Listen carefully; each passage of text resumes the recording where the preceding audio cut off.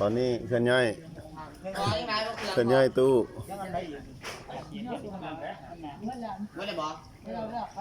โทรหัสพัดลมเอาไปเมื่อไหร่ที่พัดลมก็ไปแล้วเนาะรีโมทมาดิไปเอามาลูกเอาพัดลมไป2 หน่วยได้สุ่นเอา5 สุ่นเอาพัดลม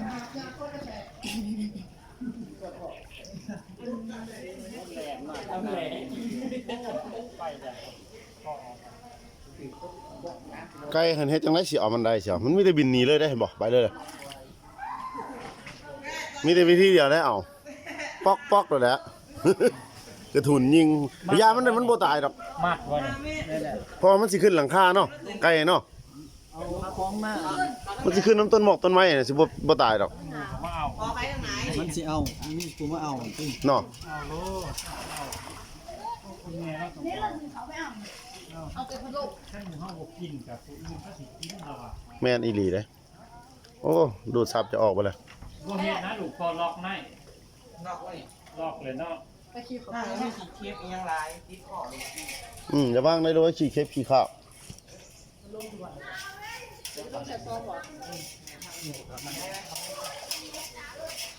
เอาไปก่อนสิต้องจัดค่ะ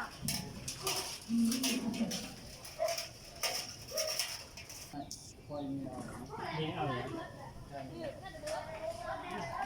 ระวังเลือดแก่บ่มีเล็กเด้อเล็กบ่ว่าตั้งผิดเล็ก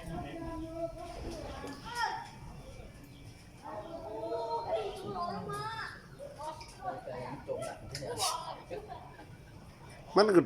สิจมน้ำมันสิลงบ่ดอกลงบ่มันก็บ่ลงคือกันมันก็ย่านน้ำเหมือนกันมีแต่หมอเหรอเนาะจับบ่เอาบ่จับบ่ถ้ามีน่วม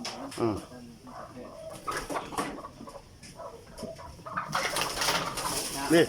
ตกแล้วตกโอ้ยไปทางไหนได้นี่เนาะมึงยันเตะสังกะสีเนี่ยกับปานนั้นเดี๋ยวเด้อเข้ามาเด้ออึ๊บคอยเรียกอุ้ย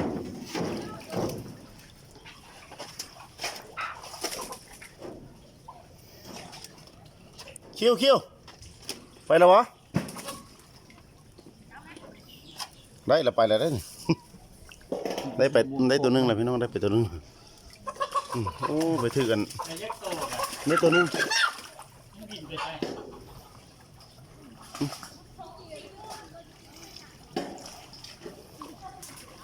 นี่ตัวนึงแล้วมันบินไปใช่ฮะมันบ่ได้บินไปใส่รถพวกนั้นมันจะไปใส่เลยนี่ไก่เตี้ยตัวนึงบ่ได้เอานั้นใช่ล่ะบ่ได้เอาลวดมัดไว้ใส่ลวดเด้เอามาใส่ลวดอยู่ในกระซ้ำนี่หรอกระซ้ำอย่าบอกมาบ่โอ้หมดฮะเอ้ยหมดปัดออกสิเด้เอ็มมึกกูเราบ่จังหมดนี่เชี่ยวเอาไก่จับไก่อยู่เอาไก่ลูกน้องคุณอยากไก่เอาไก่ในส่วนเอาไก่เนี่ยมึงมันตอบกูไปเอาไก่ไปลูกนี่เอาไปแล้วว่างเริ่มหมดร้ายนี่ก็2 ตัวได้ที่2